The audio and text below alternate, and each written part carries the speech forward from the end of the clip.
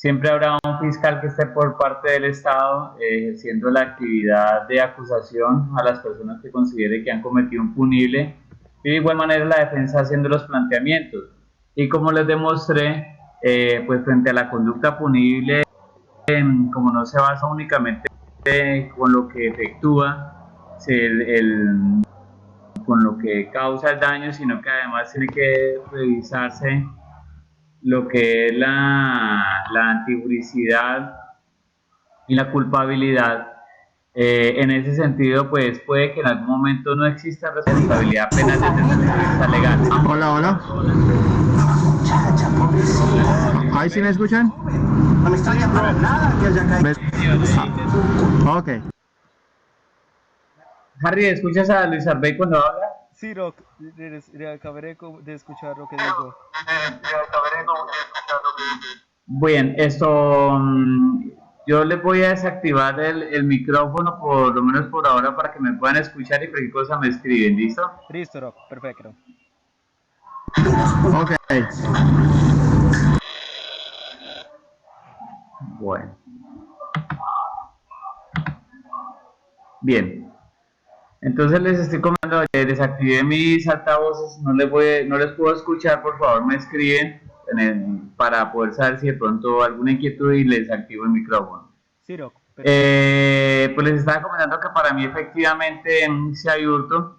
Hay algo, entre comillas, gracioso, y es que el Código de 1980, antes de empezar a regir la Ley 599 de 2000, que es nuestro actual Código Penal colombiano, en ese tiempo, en 1980, había un hurto que se llamaba hurto de uso. Ese hurto pues vino a desaparecer con el Código del 2000, pero de todas maneras era un hurto pues, precisamente que encajaba de forma perfecta en la situación en la cual estábamos analizando. Sin embargo, sí, le doy donde dice Luis Arbey, fue el que se conectó ahora, lo que está escribiendo ahí sigue blanco, voy a actualizar la página. Luis Arbey. Luis Arbey ya se, sí, ya se conectó. Sí, era para activar el micrófono.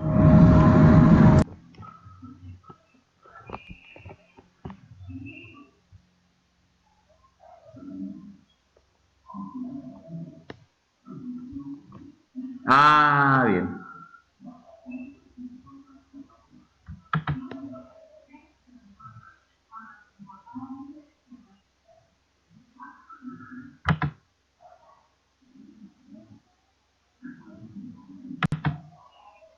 Aló. Bien. Entonces les estaba comentando que definitivamente para mí sí existe hurto. El hurto básicamente se configura en diferentes situaciones y en especial en este caso, siempre para que ocurra el hurto tiene que salir de la esfera patrimonial de donde se encuentra el objeto. Y en este caso el objeto definitivamente salió de la esfera patrimonial que era el museo. Y en ese sentido, pues se da la posibilidad del hurto. Creo que las primeras personas que intentaron robarse Faro, que definitivamente fueron los idiotas útiles, los ganchos ciegos, porque ellos no tenían conocimiento de lo que Thomas Crown iba a realizar. En el caso de ellos, alguien podría pensar que de pronto se configuró una estafa. Pero ¿cuál es el inconveniente con la estafa? Que la estafa tiene que tener un objeto lícito.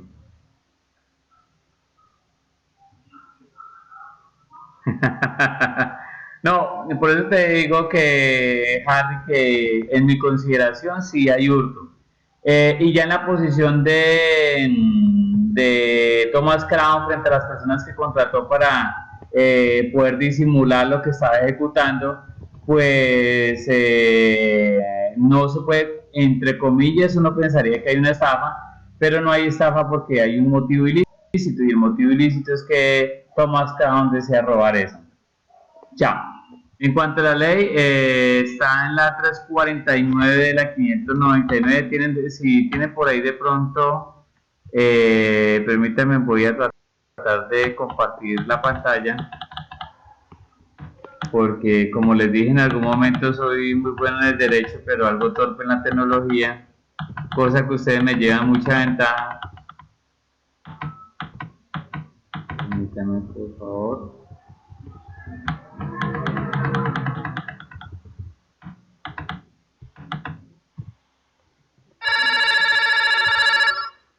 Permítanme un momentico. La niña. Bien, estoy en medio de una clase que tengo que hacer por internet. Bien, sí, ya está.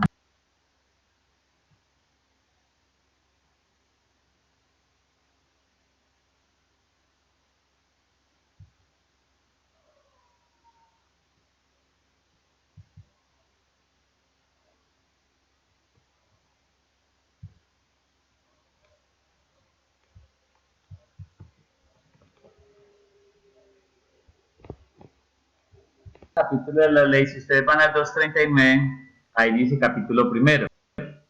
Y dice delitos contra el patrimonio económico. Cuando se asume el título séptimo, delitos contra el patrimonio económico, capítulo primero. Entonces, en el título habla de delitos contra el patrimonio económico. Y efectivamente ustedes tienen razón, porque definitivamente hubo un delito contra el patrimonio económico que fue del museo cuando se retira el cuadro de ahí. De igual manera contra el propietario de ese cuadro. Es decir, que sí incurre en un delito contra el patrimonio porque es que el dinero se lo lleva. Diferente que él lo regrese, pero como actualmente no existe el punible del delito de hurto, que está el hurto de uso que está tipificado de forma inferior para que no fuera tan gravosa la pena, pues en este caso sí se haría el delito de hurto del 239. Por supuesto, jóvenes, hay mil maneras de discutirlo y yo mismo les estaba comentando en clase. Hablar de que no se da la antijuricidad material, por ejemplo, sería una de esas. Se fue el audio. Ya.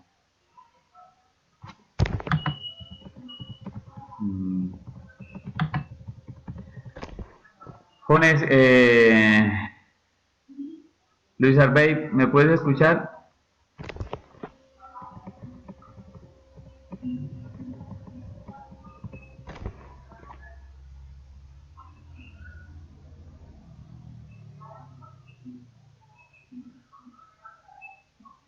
Y Luis Arbey.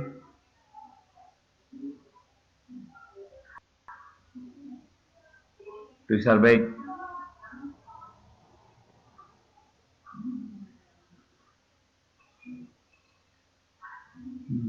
Luis Arbey. ¿Será que Luis Arbey se retiró? Bien.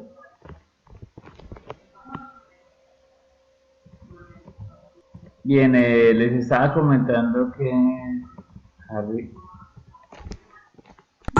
Se fue la... Listo, Harry, perfecto.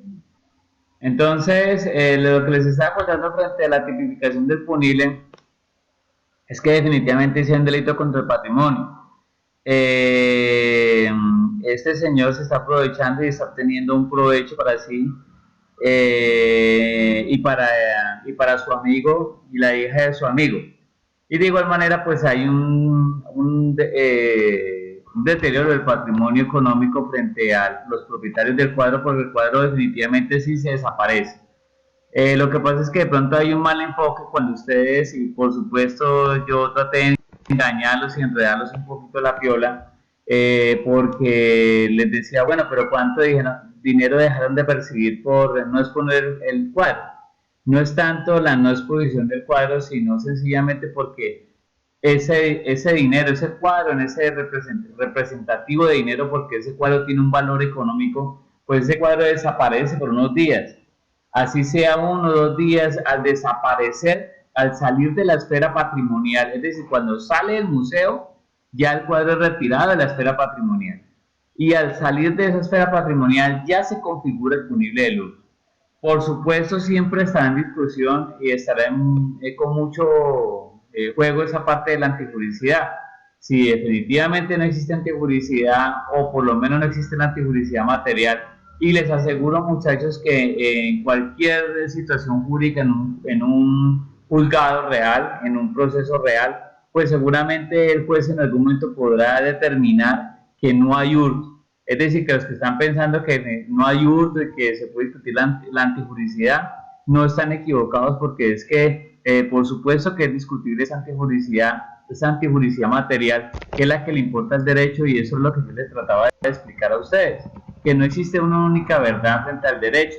La matemática 2 más 2 siempre será 4, pero en el derecho pues es mucho más complicada esa misma situación.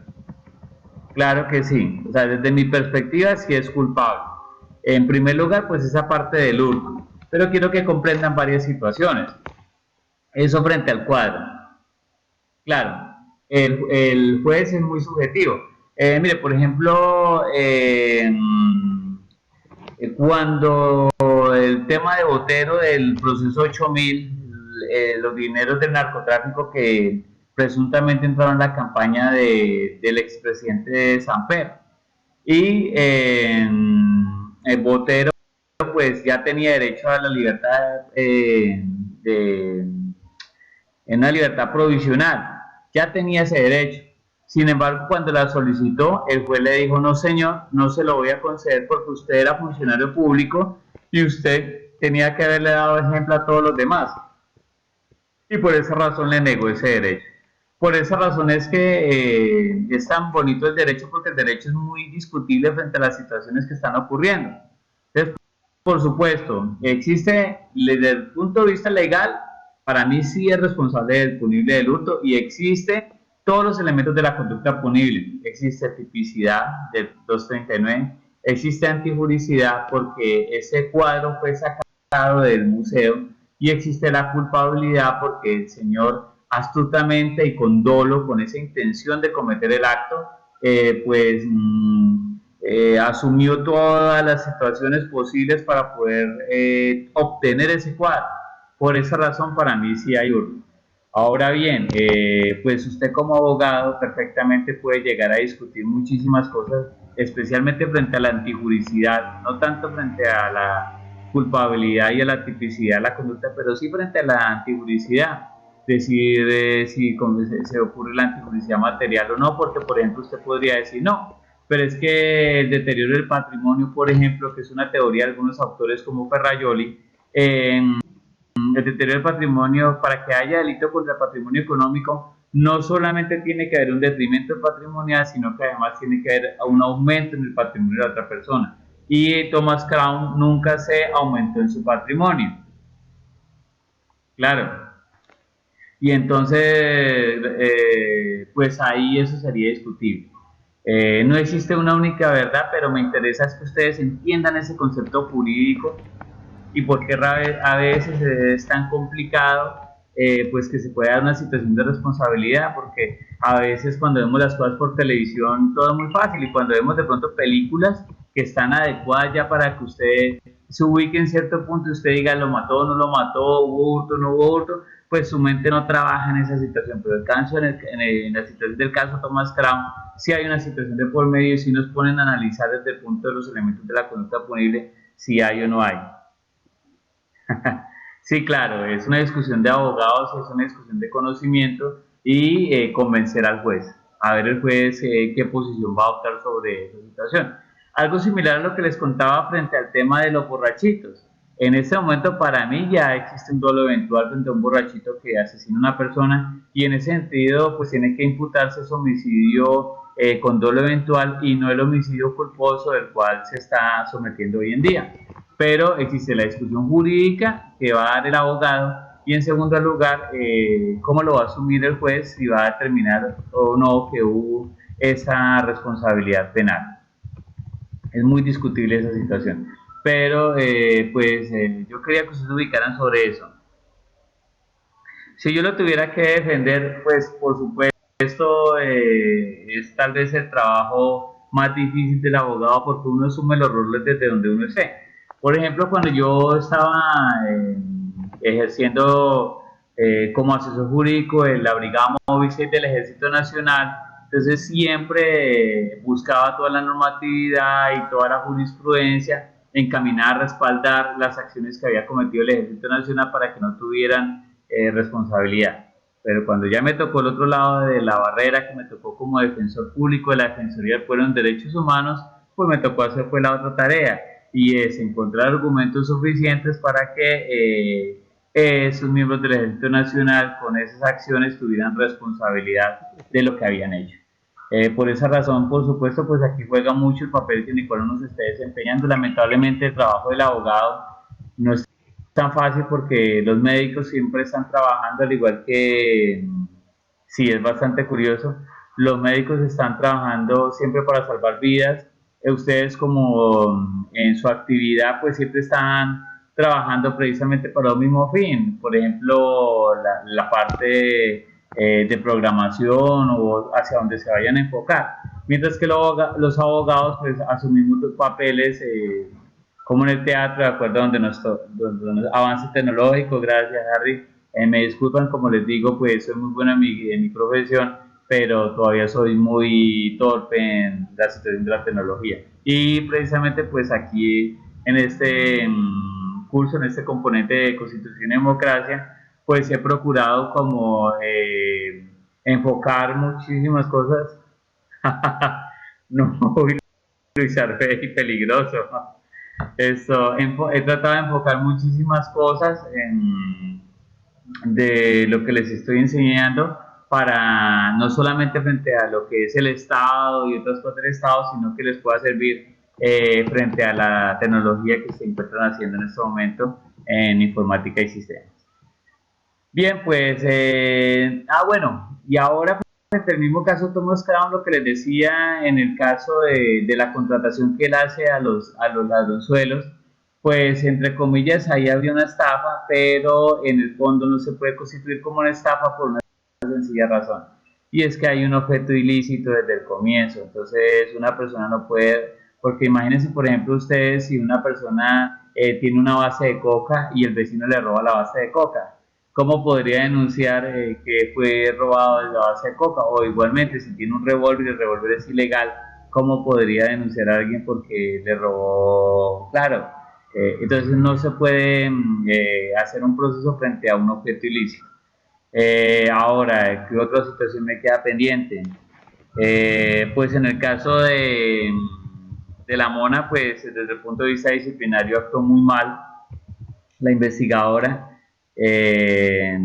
La investigadora disciplinariamente pues tiene lugar a responsabilidad. Luis Arbey, no te escucho. Por favor, ¿me escribes?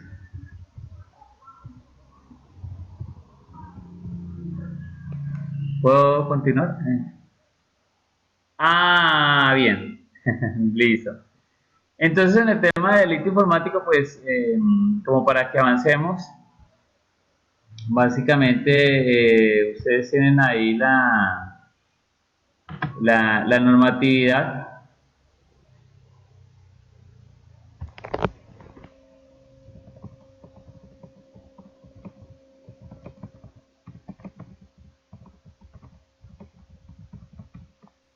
No hay audio. Eh,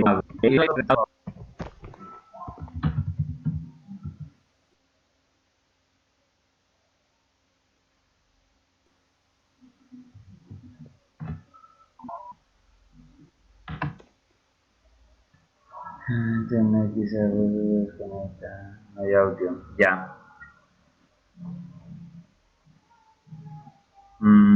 ¿Cómo hiciera? Harry, ¿estás grabando para poder retransmitir?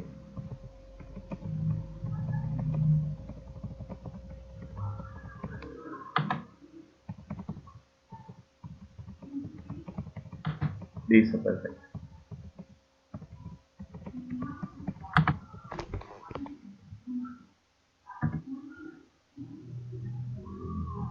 Perfecto, Harry. Ya que me salí. Ya vuelvo a conectarme.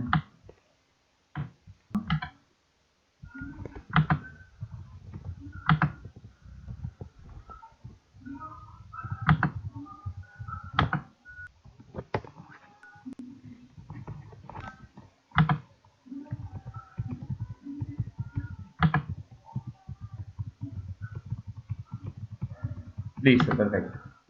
Vamos a hablar de la ley 1273 de 2009, en la cual básicamente estos son los delitos informáticos contemplados en Colombia. Espero le hayan dado una leída a esta ley, porque realmente es lo único que existe en Colombia, pero no hay una profundización frente a muchas cosas. Una de las situaciones bonitas que hay, y por ahí espero que me estén siguiendo en Twitter, les explicaba sobre, por ejemplo, qué pasa cuando un policía solicita mi celular. Porque el policía no puede entrar en el sistema del celular, porque hacerlo pues es una violación y se considera un delito informático, además que puede incurrir en otros delitos, pero básicamente ninguna persona tiene derecho a revisar el celular si no es a través del consentimiento. Ahora, el policía lo que sí puede llegar a hacer en algún momento es revisar el asterisco numeral 06 numeral, me parece que es el que orienta para poder verificarse el email del celular. Bueno, no recuerdo en este momento cuál es el número que se marca, pero únicamente el policía puede solicitar a la persona que tenga un celular para verificar si su email aparece entre los que están reportados como robados, pero no puede hacer nada sobre la información que tiene ahí el celular, a no ser que tenga una orden por escrito, una orden de un juez. Sí, es el delito informático, a pesar Saludos, Doc. ¿Puedes que se escucharme, Doc? vea a veces como... ¿Aló, me escucha? Sí, Doc, ¿puedes escucharme? Sí, también. Ah, perfecto. Doc, ¿Qué me querías decir? sí, justo respecto a eso. Creo que me acabaste de aclarar, pero sin embargo, cuando hay algo por escrito de ingresar a una casa o a cualquier propiedad privada, ellos registran, por ejemplo, este tipo de dispositivos, estarían incurriendo en algún delito porque están revisando mi sistema, pero tienen, por ejemplo, un acceso de allanamiento en mi Ya, casa. ya. Me tocaría explicar varias situaciones. Lo primero es que hay que diferenciar que la policía tiene diferentes miembros y cada miembro tiene una función específica. Por ejemplo, hay unos policías que se llaman los policías de vigilancia, que son los que regularmente ustedes ven que están en las patrullas de policía, ya sea dentro de un automóvil o ya sea dentro de una motocicleta, perdón. Esos policías pueden hacer lo que es el cacheo, y hay que tener cuidado con eso, porque el cacheo únicamente lo que se hace es esto, por encima del cuerpo. No puede meter las manos en el bolsillo, no puede meter las manos en el bolso. Si el policía, por ejemplo, llega a meter las manos en su bolsillo y encuentra marihuana o encuentra un arma, esa prueba se entiende que fue obtenida con violación al debido proceso del artículo 29 de la Constitución Política de Colombia y es nula de pleno derecho, lo que significa que al ser nula de pleno derecho no se puede subsanar, no existe ningún mecanismo constitucional para subsanar. Por ejemplo, cuando una persona hace interceptación telefónica, sí, es cierto, y nos pasa cuando viajamos al exterior, si somos colombianos, y aquí regularmente entre Colombia, si somos caqueteños, entonces somos vistos como los narcotraficantes o los guerrilleros. Sí, así es.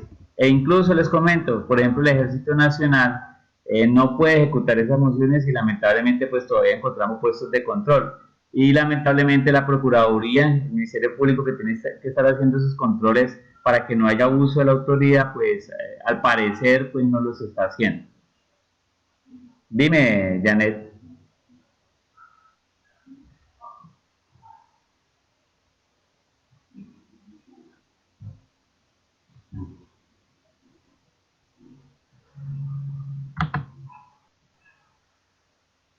Ya.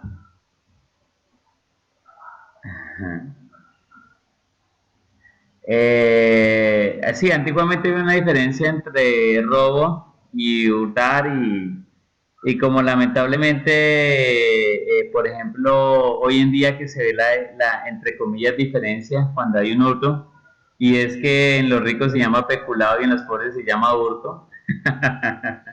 Entonces, antiguamente había una especie de diferencia entre el robo y el hurto también, entre los de estrato 1 y los de estrato 3. Pero la verdad, Janet, es que no hay ningún problema. Está considerado punible como hurto en el 239 en adelante del Código Penal.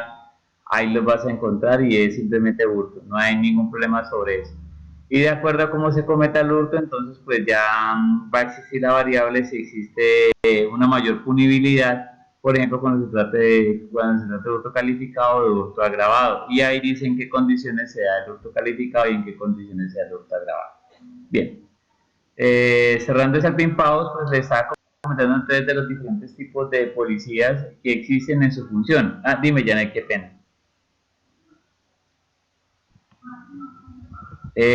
Listo, Janet, pero no hay problema porque Harry está grabando, entonces podemos retransmitir. Y Janet, si tienes alguna inquietud o otra persona que esté dentro del equipo, me pueden llamar, me pueden escribir por WhatsApp, nos ponemos de acuerdo, pueden acercarse a la oficina y con muchísimo gusto yo les doy la asesoría. Yo no estoy pegado a un contrato, no hay ningún inconveniente por ese lado. La idea mía es que ustedes salgan cualificados en el tema y que por lo menos tengan unas bases sentadas. Uy, Harry.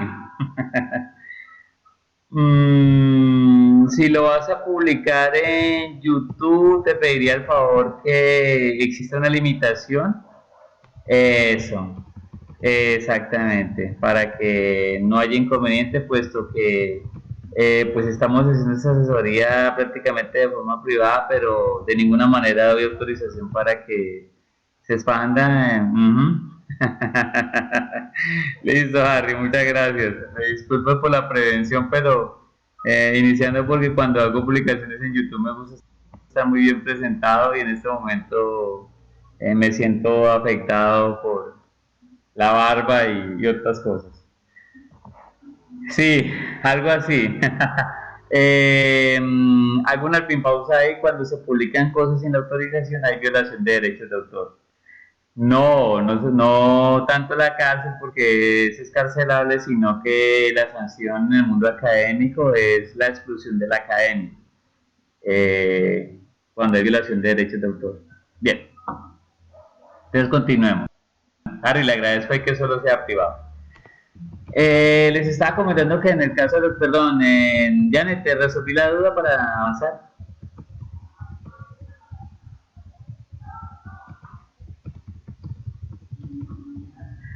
Luis Arbey, qué bien, solo por Facebook.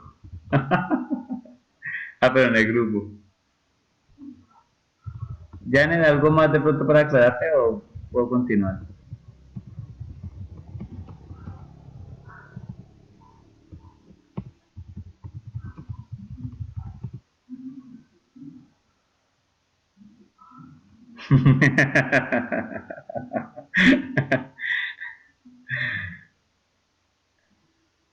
Dime, Janet, ¿qué estás investigando? Te invito a que haga la tecnología en criminalística. Bueno.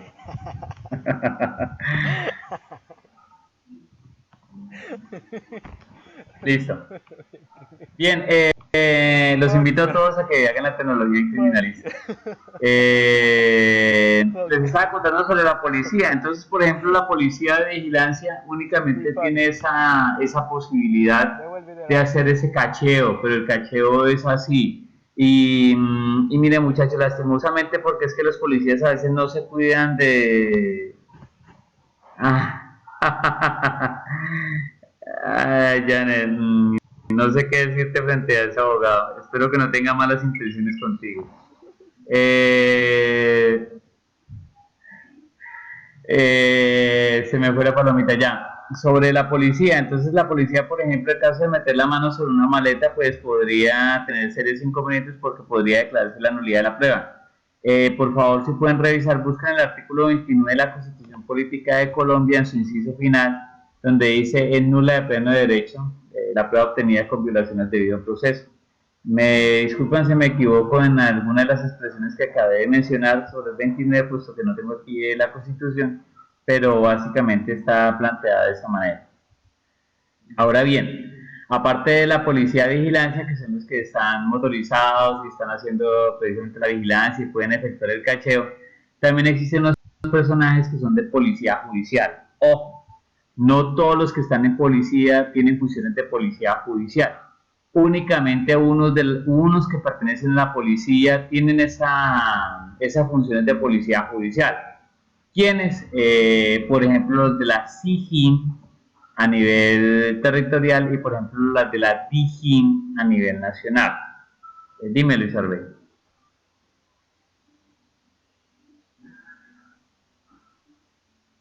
Pablo nos está viendo por TeamViewer. No te escucho bien. Por favor, me escribes que tengo los parlantes malos.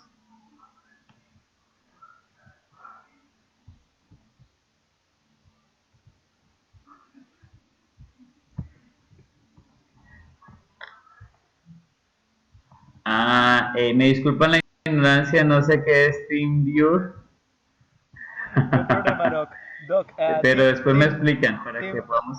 Sí, para poder continuar. TeamViewer es algo parecido a Skype para hacer conferencias, videollamadas, etc. Perfecto. No conozco el programa, después cuando terminemos el semestre, entonces me explican si son tan amables.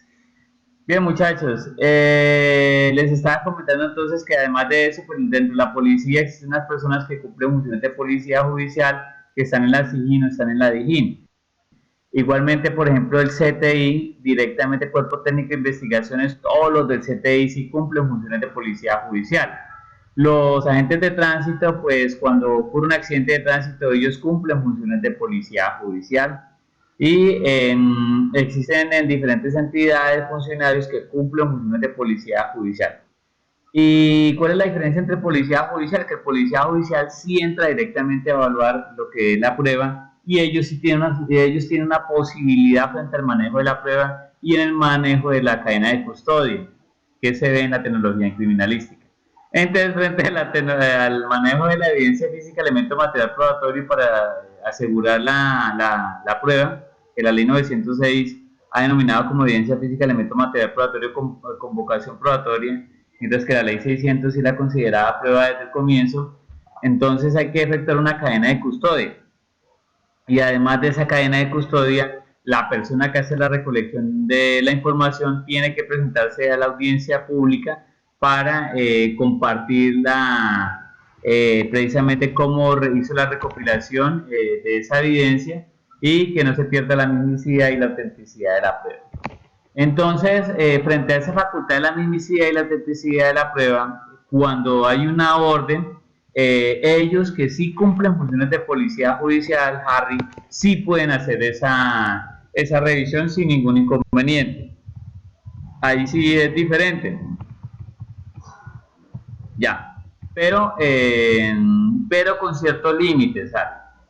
Sí, están facultados y, por ejemplo, esas facultades directamente frente a lo que se encuentra dentro de un computador, hay que entender lo siguiente. Por ejemplo, cuando un experto, o bueno, policía judicial ingresa a una casa, por ejemplo, y en la casa hay un computador y el computador está encendido. Entonces, pero como los de la policía judicial, no todos manejan la parte informática y por supuesto, pues generalmente quien entra como puntero es la persona que está manejando la parte de neutralizar para que no haya dificultades. Entonces, generalmente quien entra está con el arma en la mano y está preparado para el enfrentamiento, pero no conoce la parte informática. Y por ejemplo, entra a la casa y en la casa, justo ahí en la entrada, está la sala y en la sala hay un portátil y el portátil está encendido. ¿Qué es lo primero que tiene que hacer ese funcionario de policía judicial? Empezar a mover el mouse. Eso es lo primero que tiene que hacer. Y puede que para algunos suene absurdo, pero ustedes que manejan la parte de sistemas, para que no se vaya a bloquear. Porque si el computador se bloquea, Entonces puede ser mucho más difícil la recuperación de información, o puede tener algún tipo de virus, o puede tener algún tipo de programa que impida exportar la información en el momento en que esté bloqueado, porque los delincuentes generalmente tratan de ocultar muy bien toda su información. Por esa razón, lo primero que tiene que hacer es, exacto. Entonces, es un dato curioso porque hay mucha gente que no sabe eso, ¿no? Y ellos están preparados para esa situación. Si entra a una casa, entonces de una vez tienen que mover el mouse y reportar inmediatamente para que llegue el experto en informática, y entonces ese experto en informática es el que va a empezar a revisar la información. Un dato curioso que les paso es que generalmente las personas que se han preparado para eso son personas que no son graduadas en la parte competente, pues no sé cómo manifestarlo. Es decir, por ejemplo, el administrador de empresas que existe, quien está estudiando administración de empresas, ni siquiera es graduado como administrador de empresas, es el experto en la parte de informática a nivel de Caquetá, que pertenece al CTI, se llama Reyneri Vargas. Y el tipo le maneja absolutamente todo lo que tiene que ver con sistemas y no tiene un título profesional, pero es el experto en ese tema, y por esa razón, pues, ¿por qué esa falta de educación? No entiendo la pregunta, Harry, qué pena.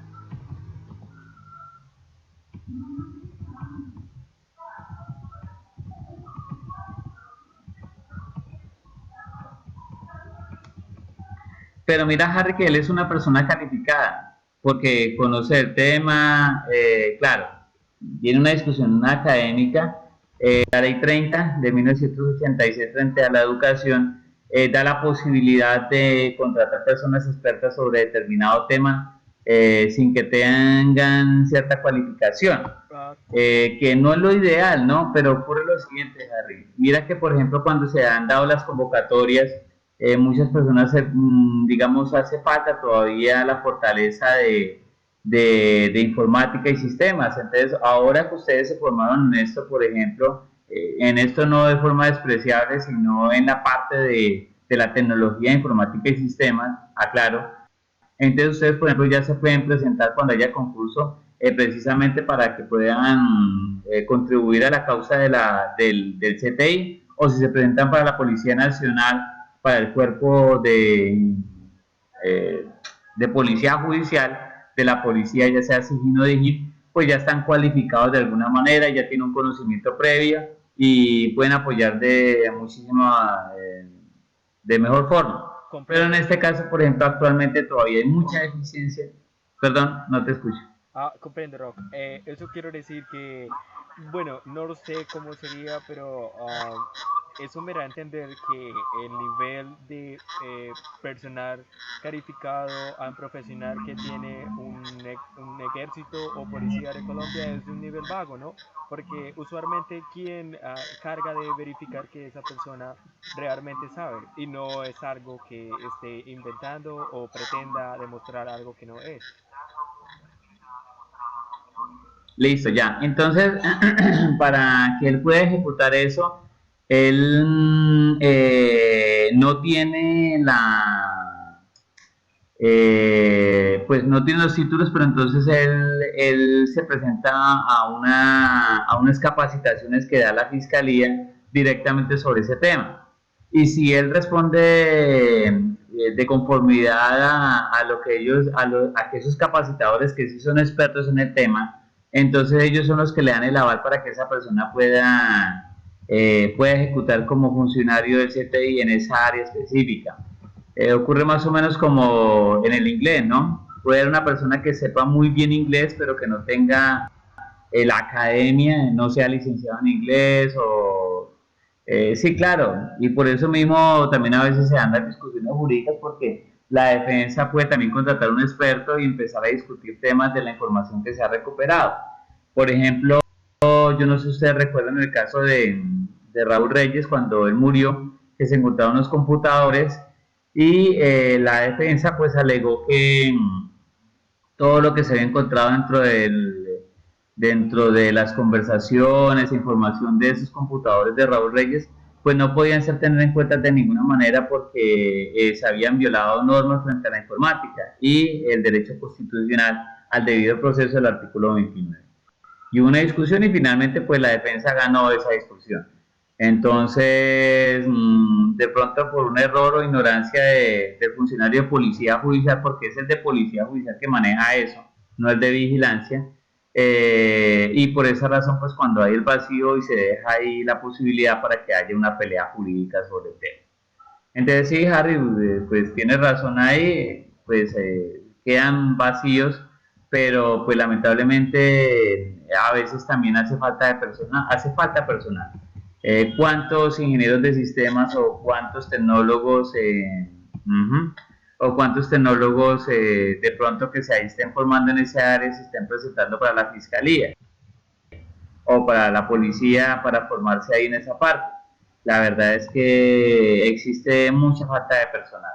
Y ante esa falta de personal, lamentablemente, pues tampoco se puede dejar abandonada esa función de policía judicial en el área de sistemas, porque imagínate cuántos delincuentes hay y si no existe alguien que por lo menos esté haciendo el intento de controlar con ese conocimiento. Y lo que te digo, por ejemplo, en inglés, hay personas que hablan muy bien inglés, aunque nunca hayan hecho un curso.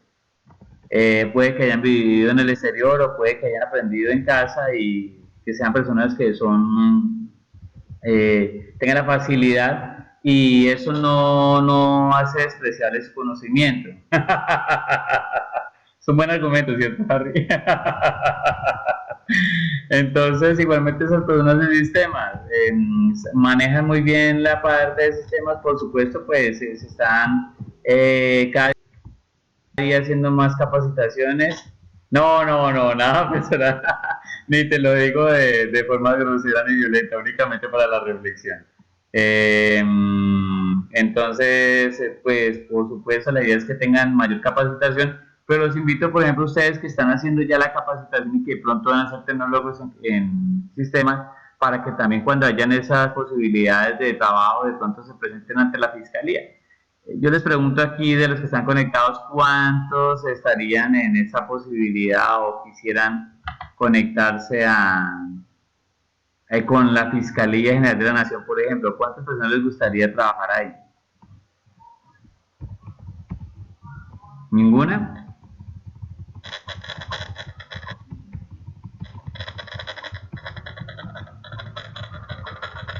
Esa es la otra situación. Pero Harry, si ves, lo harías como práctica, pero no para trabajar, porque infortunadamente el pago es demasiado bajo. No sé cuánto estarán ganando, pero yo les calculo que se ganarán por ahí 1.500.000 mensuales, 1.500.000 pesos.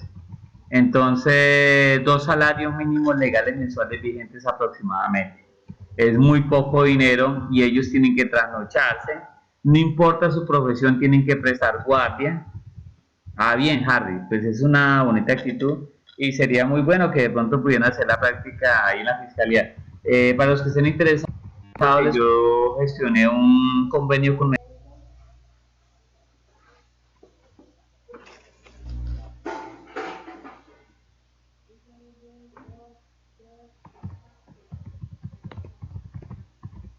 en este momento, muchachos.